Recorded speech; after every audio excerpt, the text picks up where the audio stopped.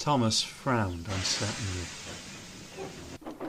Somewhere down the main line, James was speeding through the countryside like a dog on a leash. The driver found him hard to handle. "Steady, James," he called. "I thought you didn't like this sort of work." "Not when it goes by this quickly," chuckled James under his breath. Before too long, they arrived at Edward Station, where James parked some of his trucks on a siding just shy of the yard. And when James felt sure that nobody was watching him, he scurried back to the waiting train, what was left of it anyway, and set off once more. But he'd reckoned without the yard foreman.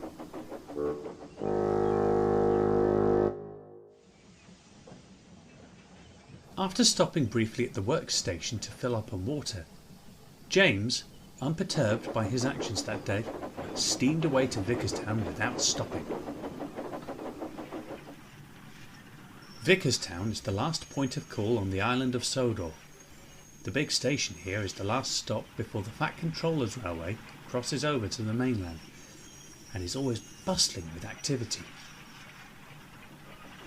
James was none the wiser as he swanned into the yard. His paint gleamed, his brass had been polished, and, much to everyone's surprise, he was 20 minutes ahead of schedule. After the shunter had allocated a siding for the now relatively minor number of trucks to be moved to, James set about his work shunting. But no one had realised that a set of points had been left diverted onto the end of the siding, and that Henry was hurtling into the yard as fast as he could with a heavy load of trucks. Whistling frantically, Henry caught James unawares. The crash came all too suddenly.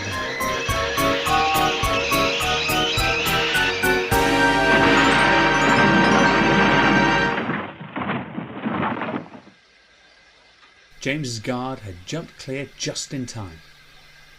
But poor Henry now had his front end entangled with the brake van that stood in his path. He felt sore and gravely disappointed. "Henry?" asked James in surprise.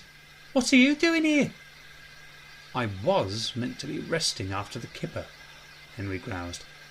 "But instead I've had to hurry up and down the line with these trucks, so pardon me for trying to keep time. I'm surprised you didn't notice me while you dawdled at the workstation." "But why?" James replied after a moment's thought. "Were you in such a hurry with this lot anyway?" "I think we both know the answer to that, James," said a familiar voice. Both engines looked up to see the Fat Controller now stood before them. James was embarrassed. "You'll just be glad that Henry was on hand to clear up your mess, James," scolded the Fat Controller. "First I hear reports that an AWOL line of trucks is taking up space reserved for Thomas's special coach, and then the foreman at Wellsworth informs me that you're leaving trucks afoot adjacent to where the China clay is normally shunted, which Henry here has had to pick up, effectively doing most of the job for you. Your performance today reflects very badly on myself, this railway, and, most of all, you." The Fat Controller ordered that James be confined to the shed until he knew how best to stop shirking, and he abrasively strode away.